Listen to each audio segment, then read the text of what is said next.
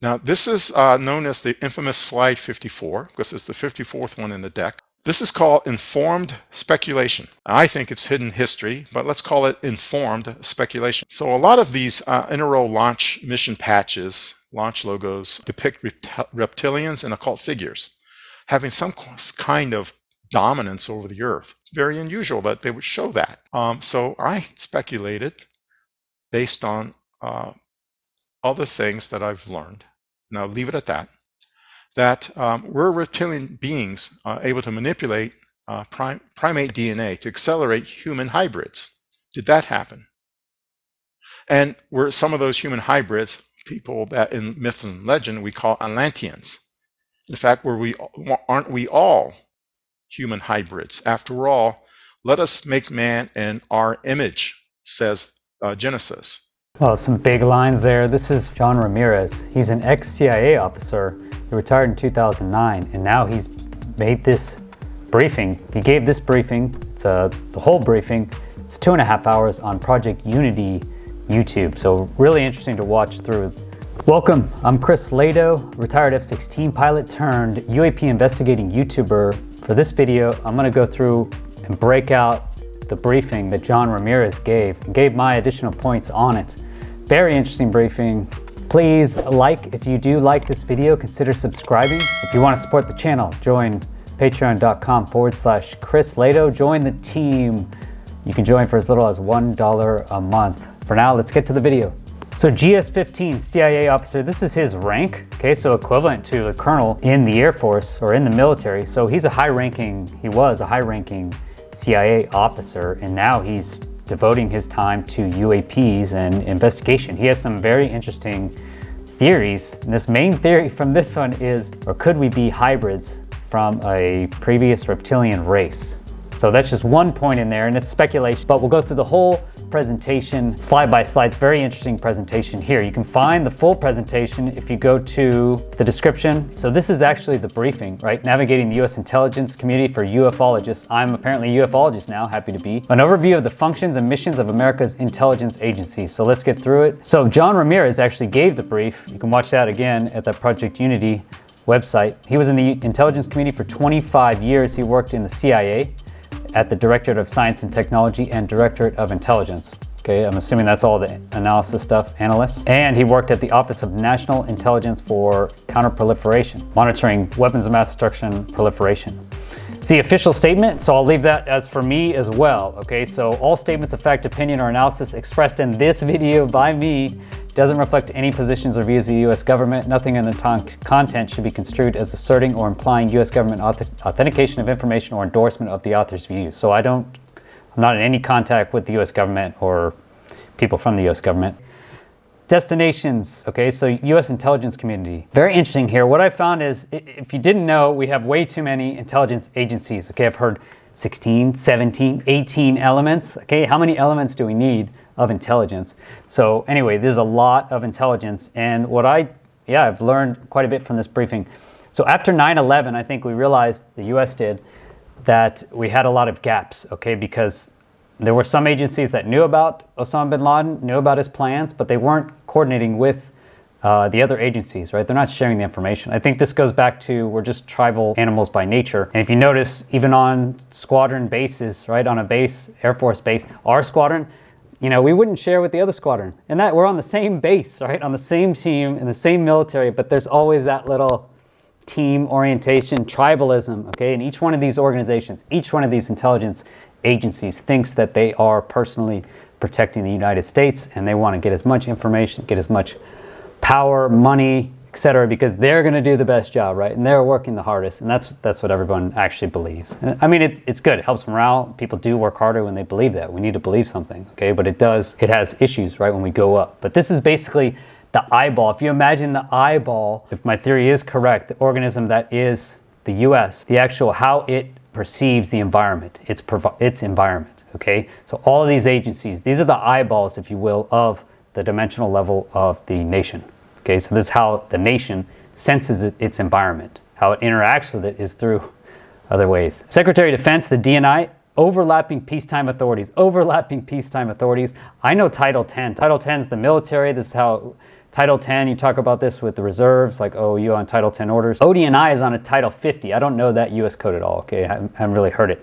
But basically, after 9/11, we have a DNI. They established a new office, right? That's all we need is more offices, okay? No one ever removes an office. You guys need to be removing offices. Like, we should knock this list down by about, I don't know, 85%, 90%. Replace the Director of Central Intelligence Community Management Staff of the Cold War era. So it looks like the Director of the CIA Community Management Staff used to manage all of the agencies, and albeit not very well, okay? Because they weren't communicating. They didn't see 9/11 happening, although it was obvious in hindsight, right? As it always is.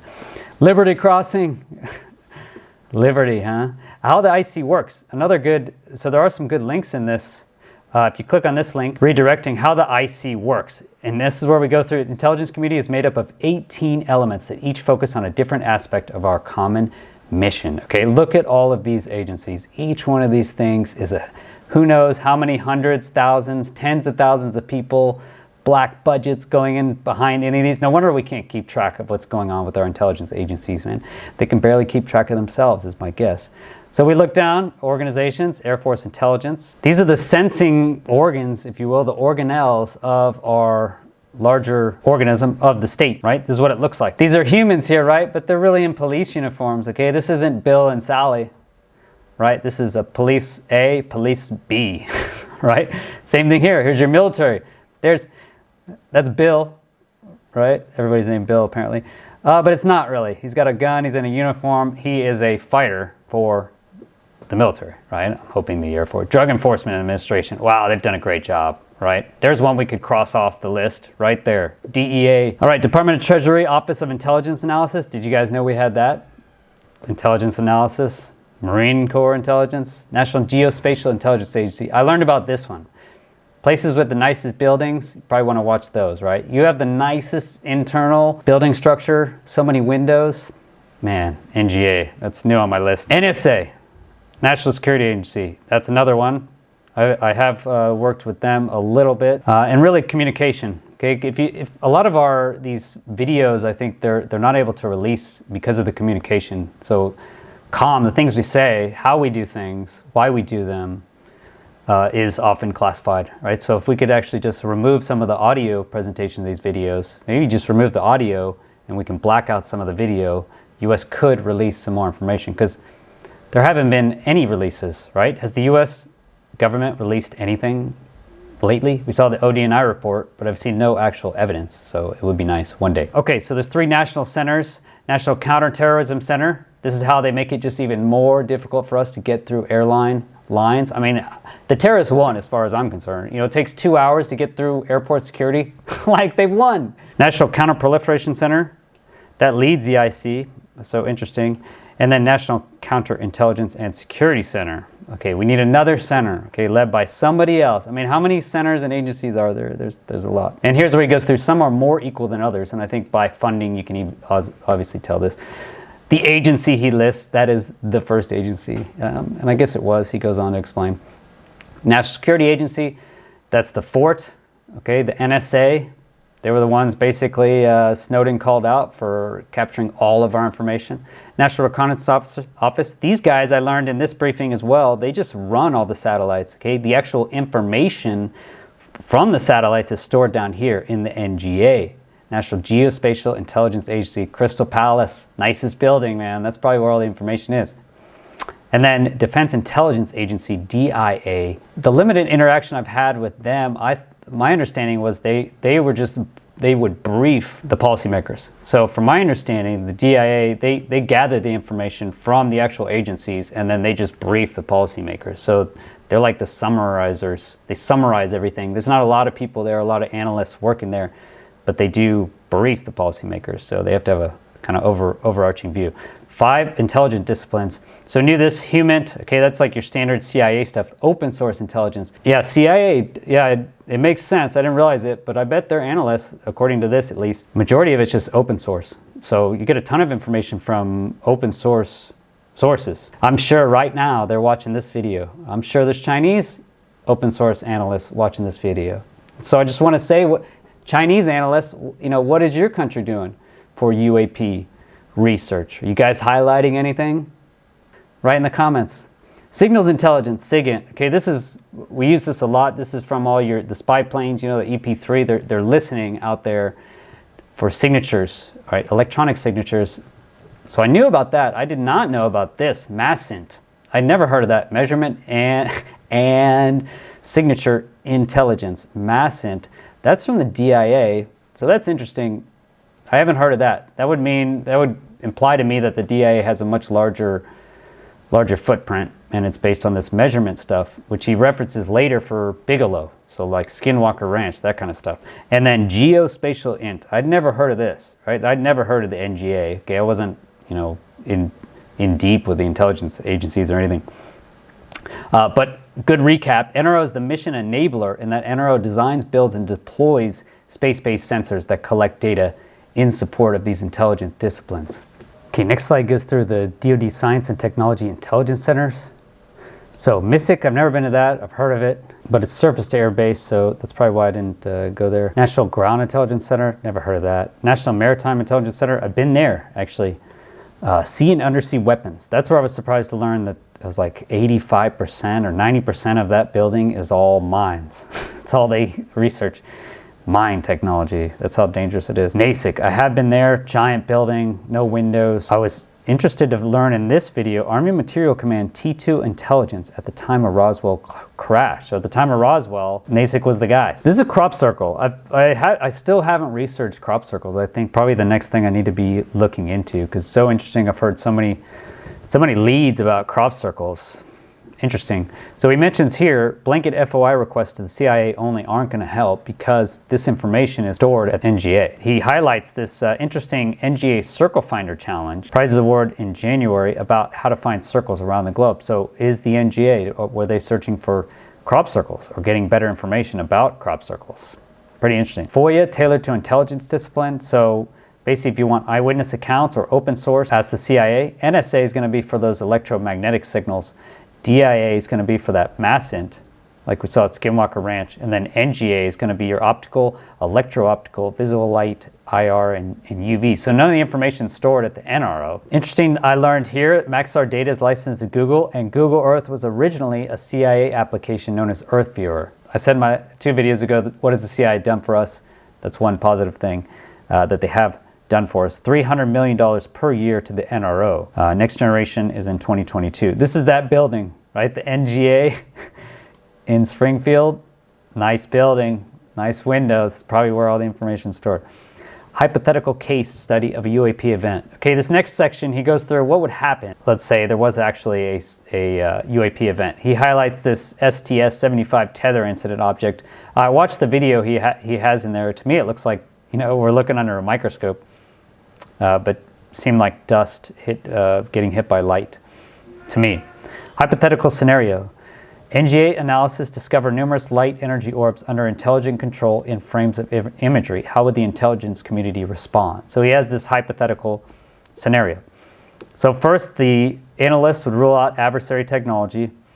Then NGA engineers would conduct system checks, make sure all the systems are working. If all that checks out fine, and they check as they're all operational, then the NGA briefs the NRO, GeoInt Program Manager. NRO conducts a check of their systems, right? So they make sure all the systems are correct.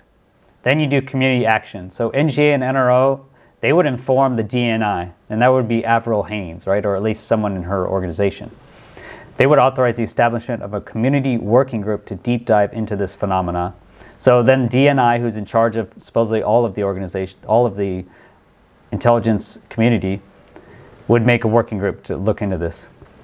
How that would look today, right, is Avril Haines. Okay, so this is the deputy, old deputy Sue Gordon, but now we have Avril Haines. So Avril Haines would come up with basically a menu of things that they can do. Usually I think we brief presidents and policymakers for them to make decisions on things. So you offer decisions and like a menu. And so he gave this one. Decision level 1 would be observe, but don't do anything, okay?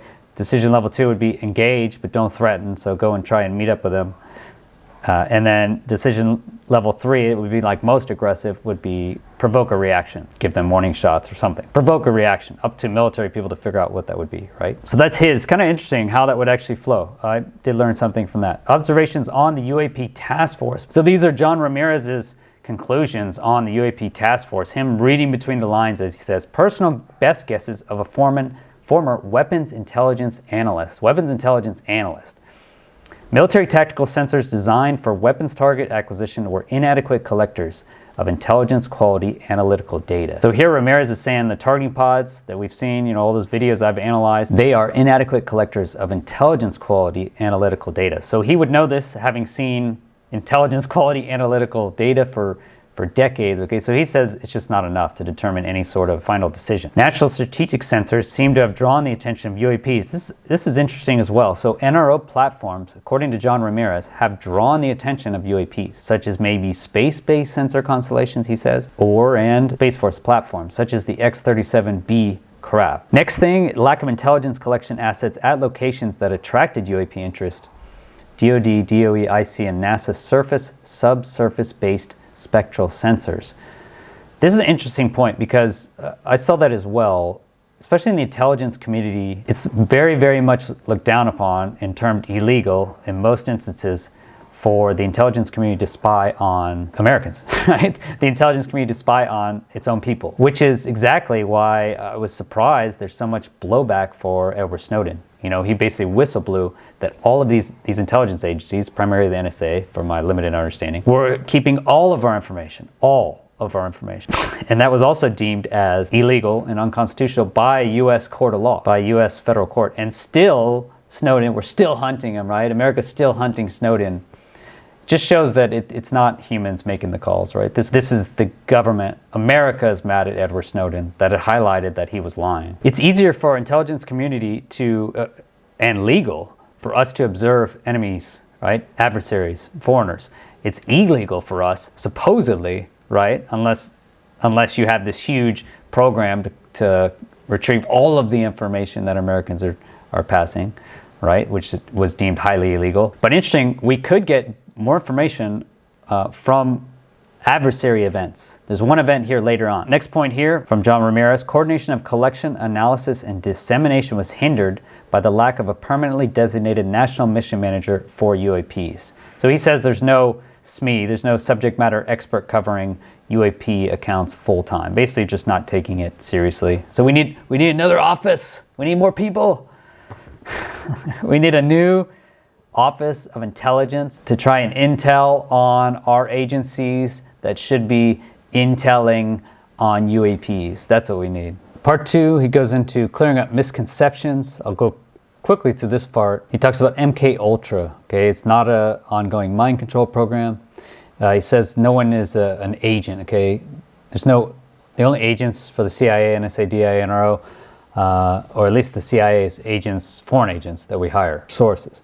I have UFO, UAP intelligence classified as cosmic top secret. No. Yeah, so here's 2 letters. He says he doesn't believe this document. Again, I don't really know much about it, but he does talk about MK Ultra origins. He says it started out in 1947. Project Chatter was the first such program exploring mind control, personal speculation, information provided by former Nazi scientists, or telepathic encounter with Roswell ET survivor. So that's interesting. I want to ask him about that. Project Bluebird then was Chatter's successor. Project Artichoke followed on Bluebird. And then MK Ultra was in 1953, was Artichoke's successor. MK Search Companion Program in 1964 researched the creation of a truth serum for interrogating captured Soviet spies. MK Ultra studied the feasibility of using LSD and how its mind control effectiveness. MK Ultra, it had the offensive goal of using mind control techniques to manipulate foreign leaders. That's awesome. I'm glad we're worrying about that. MK Ultra had the defensive goal of preventing or reducing the effectiveness of mind control manipulation against U.S. leaders and military personnel. They obviously didn't think about this about Facebook advertising disinformation campaigns, almost like we missed the boat on that one. It was the original springboard to research the paranormal and metaphysics, higher consciousness, remote viewing, psychoenergetics, telekinesis. So, all right, that was MK Ultra. Okay, is it operational today? He says no. But interesting is they have this EARPA program now. So the intelligence community, of course, they need more intel, I guess. They created their version of DARPA, which is EARPA, however you say that. So pretty interesting website here. High risk, high payoff research. Instead of the defense advanced research projects activity, we have intelligence advanced research projects activity. Yeah, so they can get more information and then keep it from us and get mad when people like Edward Snowden show that they're taking all of our information, not sharing it with us. See what happens with that. Okay, goes through unclassified, confidential, secret, top secret. Yeah, this is all correct. So I confirm all this stuff. Cosmics and NATO. I had NATO classifications as well. He's correct. He talks about an agent here. I didn't know this, but basically they're officers. And then if actual agent is a vetted foreign citizen with special access and influence in their own government. So an agent is someone we like hire. Kind of summary here. IC is not a monolith, but is a mashup of bureaucracies. That's totally true. So we have just tons, too many, obviously. But we have 18, one number I saw, and then so we need someone to actually control all of our intelligence communities to organize them together so they stop infighting, which they do, right? They do. All anecdotal, I have no actual personal experiences, but I can say that, yeah, at least in the military, sharing information, very difficult to get any information shared across lines. We have issues definitely related to space stuff. I mean, it's just, security is a beast in its own name. A couple other interesting points. I thought this was interesting. We are unfortunately not ready to fight extraterrestrial civilizations. Okay, part 3, interesting revelations. Petrozavodsk phenomenon is called the Doma-Light UAP. UPI recounted a TASS report, I don't know what that is, of the sighting by Petrozavodsk dock workers of a huge star-like ball of light flashing out of the dark sky at about 4 a.m. September 20th, 1977. So it's this giant ball of light, and it's pretty interesting because the U.S., we also saw it. Okay, so I think what we'll find, what I've learned from John Ramirez and from my own experience, is that it's looked down upon and illegal, or should be illegal, for the intelligence agencies besides the FBI. Okay, the FBI can look inside the U.S., right? The Federal Bureau of Investigation inside the U.S. But these other agencies are not supposed to be looking, right? The NSA was not supposed to be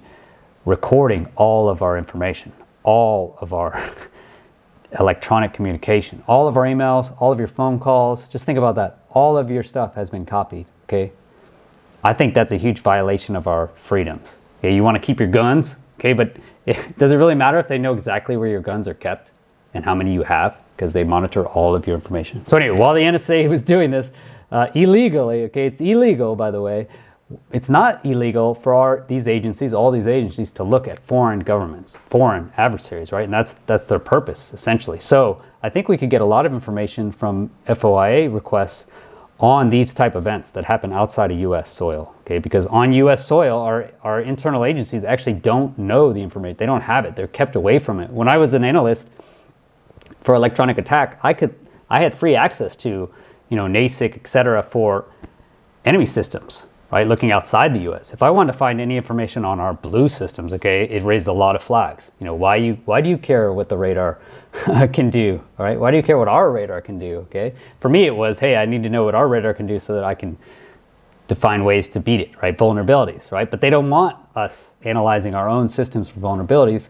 because then we can just get it stolen by our adversaries, and now they know, okay? But I would say Freedom of Information Act requests on this would be good. So basically the Soviets, they treated it as a UAP. So Soviet scientists and US missile analysts, right, because they're all watching the same thing, they basically said that the UAPs were there around this test of this RSD-10, SS-20 intermediate range ballistic missile. But, they have the systems, right? So the US analysts are saying that we think it's this countermeasure against our ICBMs. All right, but Russia treats it as a Doma-Light, so they're treating it as a UAP. So the phenomenon was supposedly 8 years earlier than their first test launch. Okay, so basically that's what I get from John Ramirez is during this actual event, when this event happened, Russia didn't have the systems that could supposedly make this event. It was 4 decades earlier than this plasma element. It was 8 years earlier than this first test launch. So according to Russian cosmonaut trainer, this guy, Egorov, at Disclosure 2.0, in April 29, 2021, the Petrozavodsk phenomenon type domes are considered by Russia to be UAP events. So whether they're not lying or not, Russia considers these UAP events. Interesting. So also collected by US ISR sensors. So this is SIGINT. This is a SIGINT platform. Here there's an RC-135S. I have a friend that used to fly this. He's one of the guys I've actually mentioned. This is the Cobra Ball. That's that big thing. So it collects signals, also collects MASIN, so infrared and FISINT, telemetry signals of Soviet-Russian ICBM test flights. Was described as a translucent, milky white wall of light covering ground level to as high as could be seen from the aircraft cockpit window. So as high as you could see, radiated outward at a velocity around 6,200 miles per hour. So that's basically like Mach 5. So you're talking almost hypersonic. So that's that light radiating outward. The USAF missile analysts believe the phenomena was a ballistic missile defense countermeasure, so a Russian missile countermeasure. Meanwhile, the Russians are saying this is a UAP event. Okay, so very interesting. It has another little light out here. If you look at GEOINT, this is that MASIN, right? Monitors adversary technical developments and deployments, wavelength, particulate, hydromagnetic, effluent collection. So I don't even know what some of those things mean. Okay, so interesting. I think that the highlight for me here is, yeah, FOIA request to NGA about some of these foreign events. So outside of the US foreign events, I think we can get more information on that as long as it doesn't give away the source. Okay? As long as it doesn't give away the source. And if it's old, it's okay if it gives away the source. Okay? At some point, they should have to release it. They have to declassify stuff sooner or later, I mean, hopefully. Then he moves on to this, pretty interesting, never heard of this, is light phenomena collected by US satellites, space collection of light phenomena events.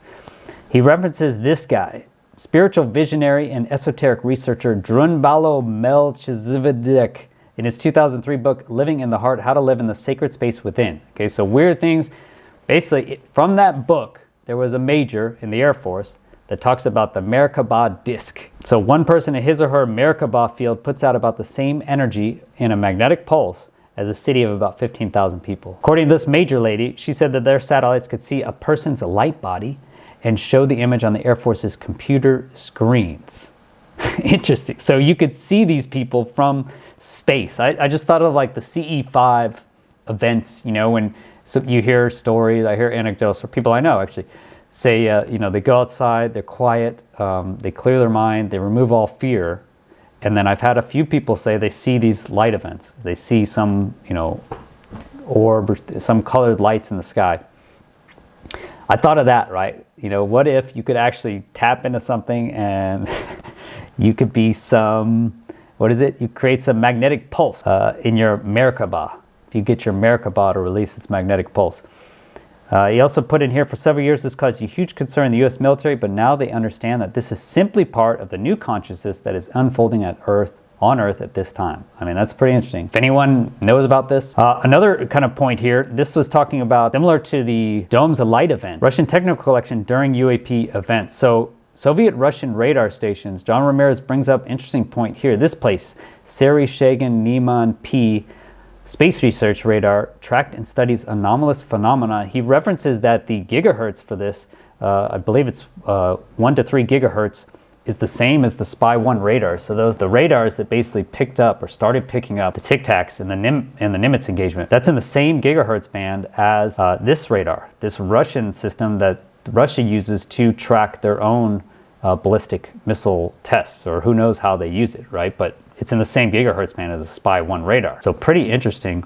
And this interview, so Ramirez brings out this interview with Air Force Major General Alexeyev. He stated in 1997, in an interview at the Moscow Space Communications Center, that the phenomenon could be deliberately provoked to appear. Interesting. Events involving special military loads. This is, you hear about the phenomenon is interested in our nuclear capabilities. And that highlights to me, is this true? Is this special military loads tests of our ICBMs? Are they actually, can they get them to come about? They instructed experiments to make contact. Soviet leadership instructed experiments to make contact be carried out using technical devices such as radar stations. Interesting. And objects were recorded as instrumented data. I don't know what that means. This is the counterpart to Area 51. So I thought it was interesting. It's the same gigahertz band as that Spy 1 radar.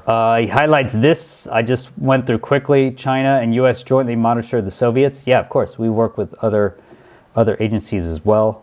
He thought this was important for some reason. I think he just thought that. This was very interesting. It's not necessarily new, but he did add some key points here that this guy, Haim Eshed, he's a retired Israeli counterpart to the director of the NRO. NRO is who runs the satellites, as I went through earlier. So interesting, this guy should have top level info, man. I don't know, this is kind of a crazy release. I would like to interview this guy, Haim Eshed. His statements are crazy. Basically, we're in a Galactic Federation. We've supposedly been in contact with Israel and the US for years, but are keeping themselves a secret to prevent hysteria until humanity is ready. I think we're ready. Maybe not. All right, Galactic Federation HQ was remote viewed during a session on January 13th, 1988. I want to hear a lot more about this, okay? And when I clicked on this little link, man, this is what I got, 404. Anyone know where this link is? It talks about this guy. Did the Roswell UFO crash actually happen? This book, quite interesting. Not sure what to make of it. But he goes through kind of the final section here goes back to the reptilian hybrids, right? How do we get there from reptilian hybrids? He hasn't laid out the full claim, right? Because John Ramirez says that he has 2 more slides he's going to highlight in the future. And he says specifically how I know it's a fact about the reptilian hybridization. Right. Back in 1964, the Zamora incident. This is from the Central Intelligence Agency. How to investigate a flying saucer. Interesting read through just on the whole engagement here. With Zamora, he sees this basically standard flying rocket ship kind of object over here. Quite interesting. And then some quotes, okay, from our Director of National Intelligence. So this is Avril Haines' precursor. There are a lot more sightings that have been made public. Okay, where are they? Why won't you release them? Please. Director of Central Intelligence from 93 to 95, he related his own UFO incident involving a pilot friend's airplane, at least. There have been enough things like that have occurred that I think there will be a lot of examination of what's going on over the course of several months or years. Okay, interesting. And then we had John Brennan, director of the CIA. So he said, in fact, there will be some type of phenomenon that is a result of something that we don't yet understand. Could be. And that could involve some type of activity that some might say constitutes a different form of life. Okay? Amazing how it's turned. Okay, now we get into personal speculations. Interesting. So hidden history or wild speculation. So basically he says Paperclip is more than just rocket scientists. So what I understand, summary, is that I'll just have to go through his slides because it is a crazy story. Okay, so this is Operation Paperclip. May 1945, Joint Intelligence Objectives Agency operation was started. Okay, so this is 1945. Their job, collect and analyze Nazi archives, locate Nazi scientists. U.S. Army assisted by Nazi party officials and SS officers. I didn't know this, okay, but I mean, I guess it makes sense. So you have Waffen USS troops here. July 1945, GIOA recommended resettlement of former Nazi scientists. Operation Overcast, renamed Operation Paperclip. So this is a resettlement of all these German scientists, right? It looks like quite a few former Nazis. So his speculation basically is President Schuman was briefed about Nazi obsession with ancient bloodlines and hybridization. Okay, so I guess that's a fact. The speculation is, did German scientists reveal the existence of a human hybrid breakaway civilization? Did those German scientists reveal research into reproducing hybrid advanced technology? And speculation, did recovered Nazi documents reveal research into a superior civilization of ancient origin? Crazy stuff. He says he has more data on this. This is this plane I was looking in Indiana Jones. You know, is that the plane in Indiana Jones? They have propellers, right? You remember that guy got kind of off there at the end. Hidden history or wild speculation. This is these Nazis going around to Tibet. Okay, they're trying to find their purpose supposedly was find evidence that linked German ancestry to the Aryan race. Believe that the Aryan race originated from long-lost, advanced, godlike Nordic inhabitants of Atlantis. Escaped destruction of Atlantis and spread across the earth. So that's what they think. Atlantis was actually like, maybe it's like some other planet, and then they escaped destruction, like Superman. Basically the home world of Atlantis was being destroyed, maybe through climate change, and they escaped, and now they've spread across the earth. So their research, Paperclip at least, included archaeological expeditions, occult practices, psychic phenomena, human genetic experiments. It's like Indiana Jones, man, comes real, pretty cool. His last part on Paperclip, his last slide. Okay, in Cold War, U.S. spy agencies used 1,000 Nazis. And then this is January 1946. President Truman created the National Intelligence Authority and the Central Intelligence Group. They classified the exploitation of Nazi advanced technology, safeguarded secret association between U.S. government and former Nazis, classified the exploitation of Nazi advanced technology, and birthed the national security state. Crazy. Paperclip brought over about 1,600 Nazis. Most were not rocket scientists. The majority were recruited into intelligence work for CIG and later CIA. And then they kept that association between the US government and the former Nazis secret as well, and they classified all of the advanced technology. Okay, Roswell and the military. So how could this play in? The timing is interesting, right? Look at this. So January 1946, Truman creates that. Then we go to July 2nd, 1947. So this is a year and a half later. Mr. and Mrs. Wilmot witnessed a large glowing object zoomed out of the sky. They say the entire body glowed as though light was showing from the inside. It was going 400 to 500 miles per hour, 1,500 feet high, and no sound. Okay. 6 days later, the intelligence office of the 509th Bombardment Group at Roswell Army Airfield announced at noon today that the field has come into the possession of a flying saucer. Okay, so 6 days later, you have this flying saucer release. Same month that Roswell was reported, right? Look at that. CIA National Military Establishment was created by law. Same month. Maybe it's just coincidence. It happened to be about to happen that month. Then in September, so a few months later, the National Military Establishment, later named the DoD. Okay, it was named the DoD July 1st to June 30th. So basically what happened in that time frame is Armed Services Procurement Act, made 1948, required contracts be formally advertised except, okay, they added in all of these exceptions.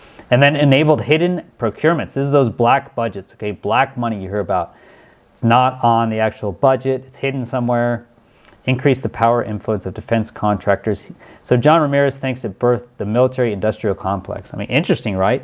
Came the same month as Roswell. Think about that. The same month as Roswell, this all started. And secrefied. All these agencies were built. So that's what he says. He's from the CIA. He says it's built from Nazis, or at least they were consultants. And then it was hidden. And black money, so I don't know. Again, man. CIA. Does it help us keeping all this stuff secret? In the long term, I would argue we're not safer. Okay, transparency is the best thing for the humans, right? But not for the government. Not for the government. Okay, and then he goes through this McMinnville case. I'll leave this for another video. He said he's going to bring more information on it later. Okay, but basically his argument is this has not been debunked ever, this McMinnville case, and there's telltale signs, okay? There's little signs left into the creation of these patches. He argues that you can see there's secrets hidden, okay? This McMinnville case is one interesting point he relates, and then he goes on to the shadow state of reptilian influence, okay? So I think that McMinnville case will be interesting, but I'll wait till he brings out more information. This is about the shadow state of reptilian influence. And so I guess he thought this would be removed or redacted, but it wasn't. And he has more information he's going to release on this. So these are the questions that he asked. Did reptilian-like beings manipulate primate DNA to create accelerated human hybrids? Did reptilian-like beings ordain kingship and priesthood through selected human hybrid families? Did selected human hybrid families establish and preserve ancient aristocratic bloodlines of power and wealth? Are selected human hybrids even today exercising behind-the-scenes political power, offstage economic control, and hidden social influence? Crazy. I mean, it sounds like conspiracy theory wazoo, right? But I don't know. I'm curious as well. I would like an answer to these questions. So he goes through the rest of his brief, is basically showing this reptilian kind of culture on these patches, on how they basically, the dragons, the snakes, the dragon over the earth. I don't remember. This is Horus. Okay, so it's referencing to Egyptian gods. I don't know his point on this woman. And then you have, there she is again. Anubis, again, an Egyptian god, god of the afterlife. A drake, so a three-headed dragon again. Octopus. Octopus isn't, it's not reptilian, so I don't know what was up with that. There's your payload fairing. So I'm curious to hear what he thinks about these patches. It's definitely just subjective to me. You know, we make patches for many reasons. Final section he goes through, I added all of these bookmarks. Embrace widely, hold lightly. So I like that about John Ramirez's point is we need to open up our bandwidth, right? We need to open up our scope and consider, could it be possible? You know, do I think it could be possible that you could have this long-running 1,000-year program of human hybridization, aliens run away from their old planet, settle here on Earth, they have superpowers like Krypton. Yeah, I don't see any reason why it would be not possible. Could it be true? Another aspect. It sounds crazy to me. Sometimes truth is crazier than fiction. But either way, very interesting, in-depth kind of technical video. Hope you guys enjoyed it. If you did, please hit that like button so I can put out more videos like this in the future. Thanks to all my patrons, man. Thanks for all your support, financial and mental. As always, just watching to the end is the biggest form of support. So thanks for being here. Thanks for watching. And we'll see you next week. Peace.